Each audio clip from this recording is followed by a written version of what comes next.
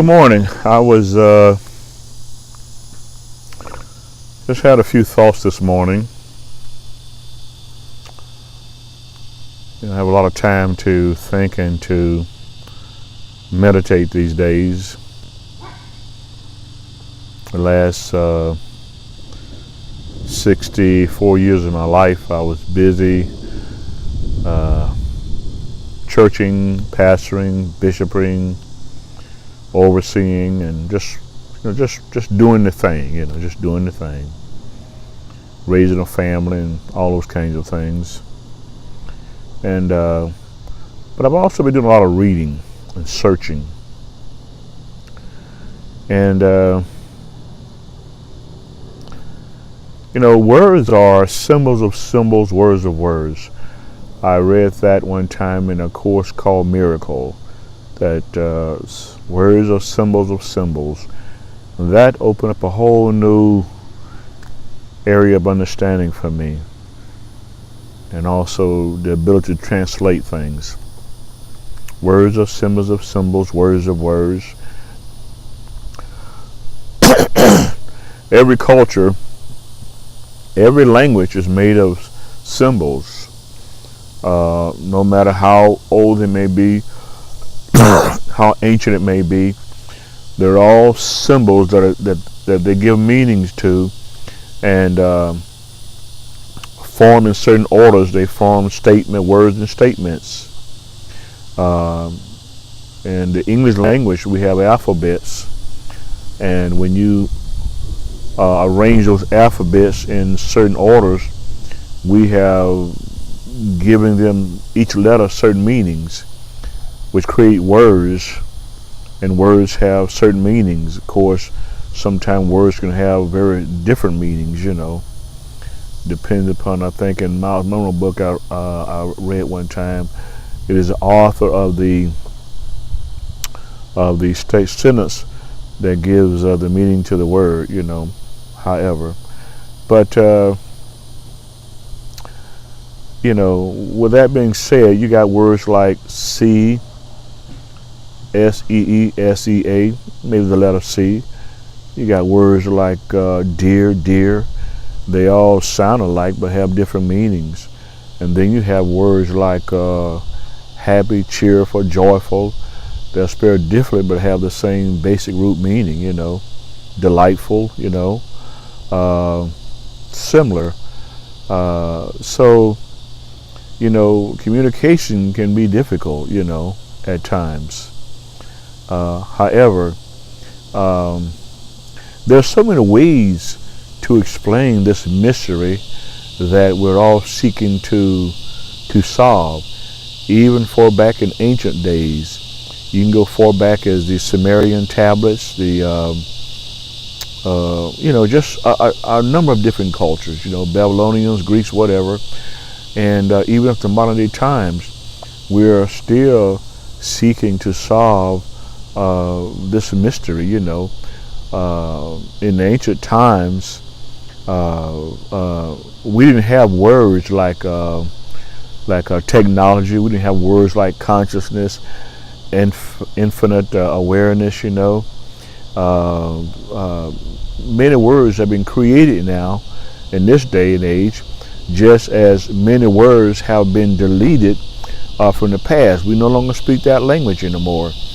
I imagine there are millions of languages that we have never heard of, and we will never hear of those languages.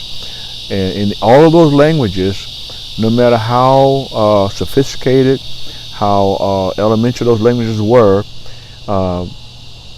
all people in some way or another have tried to explain the unseen, have tried to explain this thing that we call God. It's really something else, I can imagine just 2,000 years ago when the man Jesus walked the earth, according to the Bible, he used simple terms like farmers would use, sowing seeds and reaping a harvest and those type of things, because those were the words that people could best understand, in the day and time. Even if Jesus had been an enlightened being of what's going on today, all knowing, all knowledge, it wouldn't really make sense for him to talk about technology, consciousness, computer programming. It wouldn't make sense to those people. So we have these new words that are coming on the scene and have been on the scene for a while now. For example, consciousness. Some believe that there is one consciousness or infinite awareness, and in that one consciousness, infinite awareness, it vibrates on multiple levels. The highest vibration of consciousness, some believe, would be the God consciousness, that of pure light, pure energy, love, meekness, gentleness, and all that is goodness, all that is good. And then some believe that that same consciousness vibrates at a lower vibration. And in that lower vibration, it created what we call matter, the things we see around us, the universe is matter and things of that nature. And in many ways, some give that lower vibration names. Darkness, evil, Lucifer, whatever, So there have been many, many ways to describe this, really what's going on here, The highest and the purest light of consciousness is called the God force, God, or the source, as Wayne Dyer used to like to put it.